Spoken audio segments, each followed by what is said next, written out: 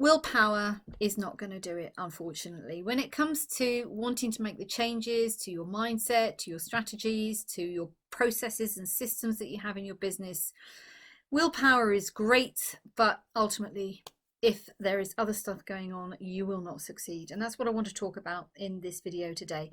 If we have not met before, my name is Gwyneth and I specialize in working with fabulous women entrepreneurs just like you to help you acknowledge and charge what you are worth, to help you package your expertise into services so that you are strengthening your brand, and to look at those all important processes and systems in your business to make sure that you are getting that financial freedom, that time freedom, whatever type of freedom it is that you told yourself you wanted when you first set up in business. So why is willpower not enough? Why is it not enough for you to say, I'm determined and I'm going to do this and I'm going to be a millionairess this year and all of that stuff? Why doesn't it work? Well, it's this fabulous thing that you've got going on between your ears.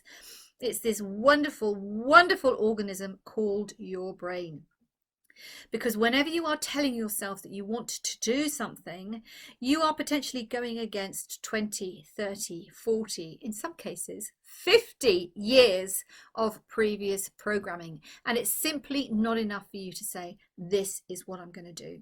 There are three basic elements at work that are going to prevent you from being fabulous. The first is your subconscious beliefs. Those are things like, and I've written down a list because there's so many of them. I'm too old. You know, people aren't going to want to work with me because I'm too old. I'm too young. I don't have enough experience. I haven't got the qualifications. I haven't got the skills. I don't know how. And all of this stuff.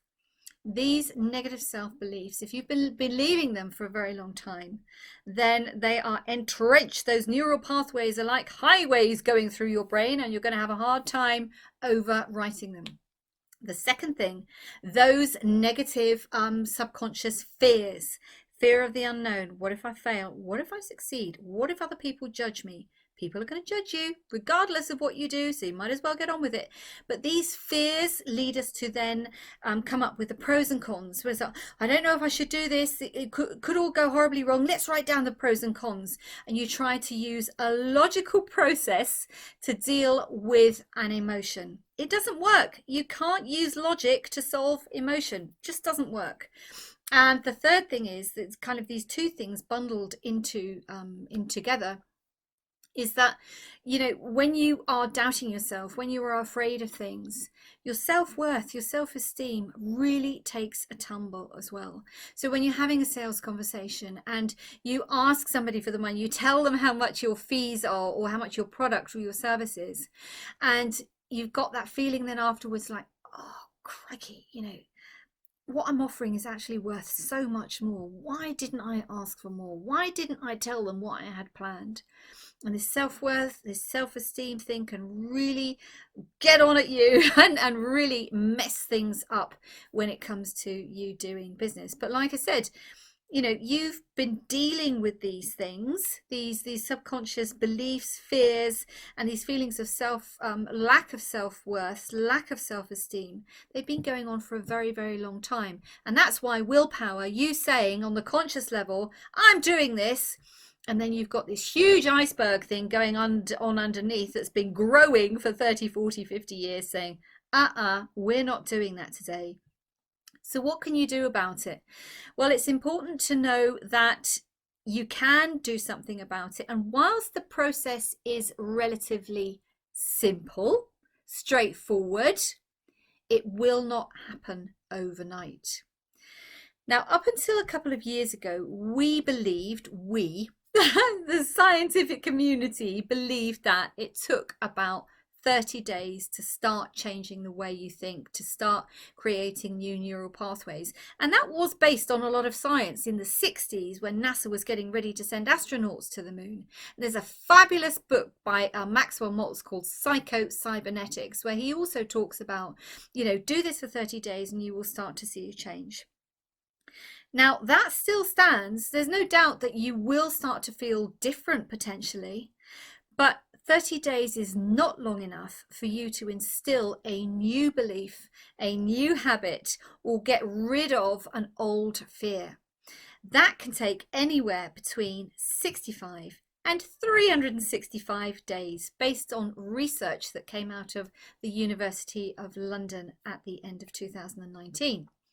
So if you find yourself having these conversations with yourself, I'm not good enough, I'm too old, the pandemic has hit so many so hard, there isn't enough money, people don't want to pay for coaching, I'm not clever enough, there are too many coaches in the world, why would somebody work with me, my family will judge me, I really need to go back and find a job and give up this self-employment lark. All of that, crap that you've been telling yourself, the only way you're going to get over that is by taking baby steps to decide on one thing, one habit that you are going to start doing today, and commit to, well, ideally 365 days, but at least for the next 3 months, 100 days.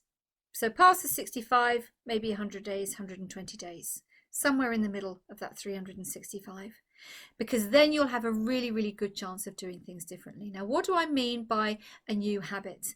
Well, some people find that they spend a lot of time on social media. So what if you could commit to, for example, preparing your social media at the beginning of the day, and then focusing on reading, learning, doing the how-to stuff, the marketing, the things that you worry about, focusing on learning those things instead of spending all your time on Facebook or Instagram or LinkedIn or wherever. Maybe your new habit is to learn how to do something. And instead of getting overwhelmed by hours and hours of course, commit to just doing 15 minutes of learning on that specific subject every day. When you bring it down into manageable bite-sized chunks, I don't like that word chunks, but people talk about chunking it down. If it's too big, you get overwhelmed. Your brain will say, no, it's taking too much time, it's too much energy, it's too much effort, I don't want to do it. Make it very, very simple. Don't try and change too much at once, but commit to one thing every day. So something I've done recently used to frustrate me so much. I used to read just before I went to sleep, and inevitably I'd fall asleep, wake up an hour later, flipping heck, I've been asleep, put the book down, get frustrated, get irritated, haven't read that again. And so it goes on. So now I've committed to just reading a couple of pages every day at lunchtime. I feel better about myself. I'm actually learning from the books because I'm awake, not falling asleep. And over time, I know that that will impact how I feel about me, and it will help me from a learning perspective because it will give me more knowledge and things that I can share with you. I don't make this stuff up, I do actually research and learn a lot because I'm absolutely fascinated by emotional intelligence and neuroscience and how in control of ourselves we really, really can be. So like I said, whenever you find yourself having those doubts or those fears, or I'm not good enough, think about what you could do differently. Just one thing. What could you do differently? Could you put a structure into place for your sales conversations? Could you practice saying how much you charge every day so that it becomes an automatic thing, so that you're not changing the script when you're speaking to somebody? There are many, many things that you could do. You know what? I've put a link into the comments if you want to get on a call and speak more. I would love to know where you are, what you're doing, who you are, where you want to go, and all of those things. So like I said, be aware of those beliefs, fears, those feelings of self-worth, self-esteem. Willpower will not create miracles. Process, diligence, commitment, discipline, repetition is what will make a difference in your business. Until next time, stay safe, stay healthy, stay fabulous. Loads of love, and bye for now.